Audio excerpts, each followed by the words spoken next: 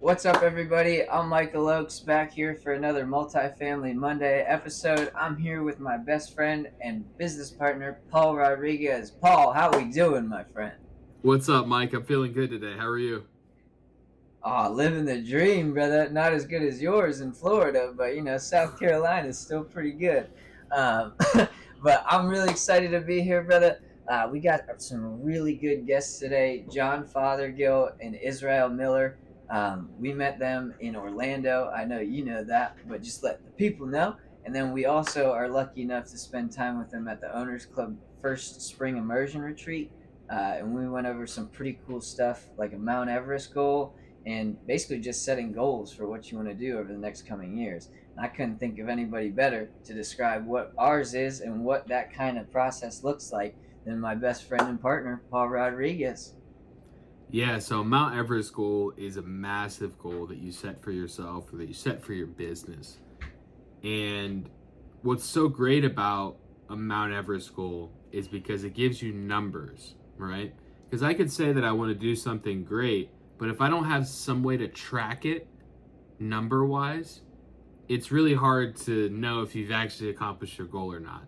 So, an example of a Mount Everest goal for us is we want to save 42,000 veterans and others and put them into affordable housing.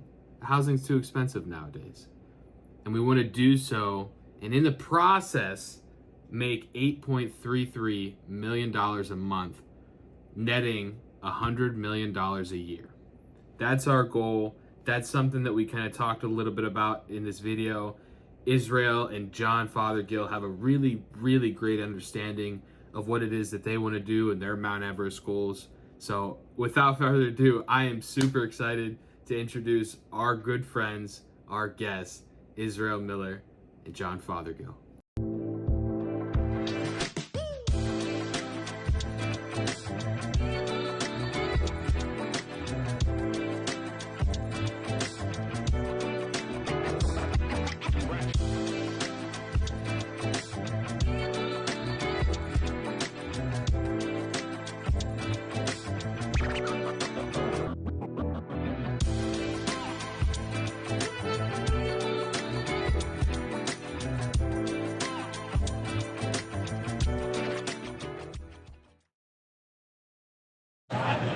Good. All right, so I'm Paul Rodriguez. It's nice to meet you. We're in beautiful Scottsdale, Arizona.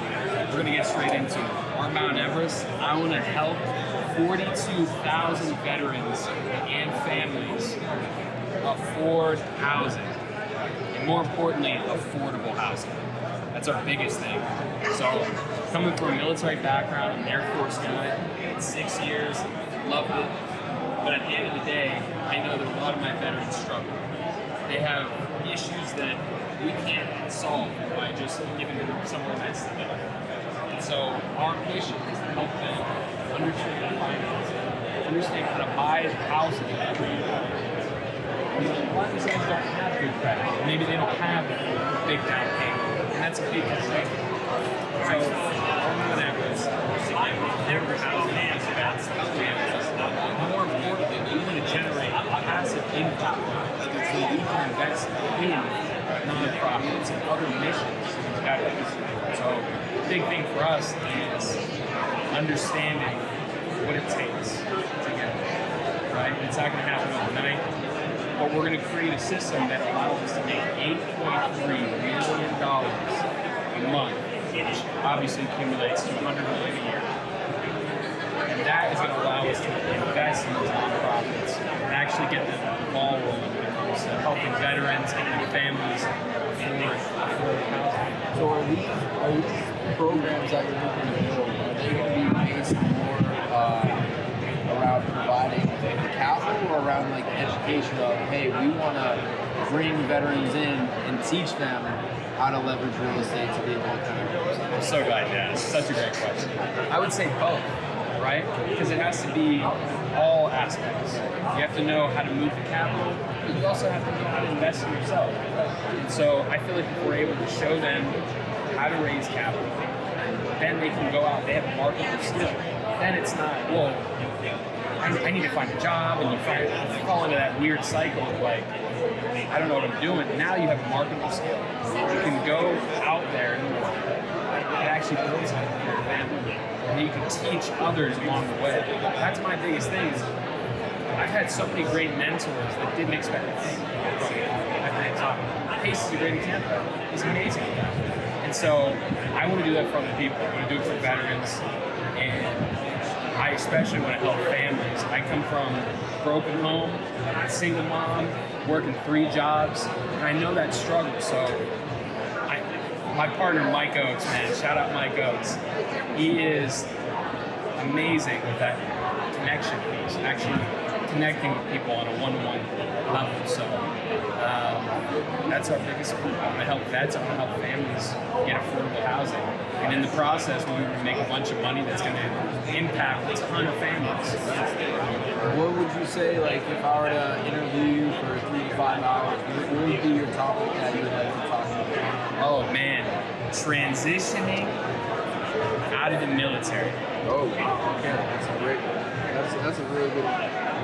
And I would say that because you can transition into something that's very similar to the military, but if you don't have that mindset of what you're looking for, you'll never go anywhere.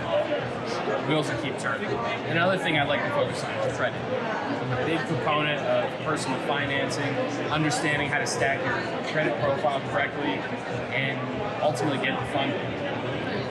Like to do what Pace is doing, essentially, like to get that 5 to 8 year lending, you know, like that's the big time stuff. Yeah. What's the biggest struggle you have in life? Oh, delegation. 100%. I think Mike hit it on the head perfectly. My biggest problem is delegating because just like Mike, Mike is definitely an integrator, right? And I'm a visionary.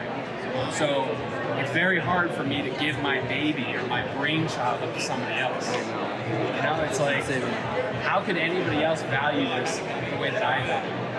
At the end of the day, they will because we've effectively communicated our dream. You know, we work towards it every day, so just gotta delegate. It has to. Yeah. It's tough to go control. Especially guys like entrepreneurs, go-getters, it all, you know, we're only as big as the people around us. So I think that's kind of one of the big things is finding Let me ask you one more question. So today we're here at at the owners retreat. This is the first retreat. Where do you see yourself 1 year from now? Delegating more. Learning how to let go. And I see myself investing in communities like this that are ultimately going to allow veterans and families to be able to afford affordable housing. Yeah. I want to put 42,000 people in affordable housing in the next 3 years. So I would say a third of that's going to happen in the next year, if not more. If not more. So some people overestimate what they can do in 1 year, and most underestimate what they can do in 3 years. So what's your 3-year plan? 3-year plan. I think 42,000 is a good number.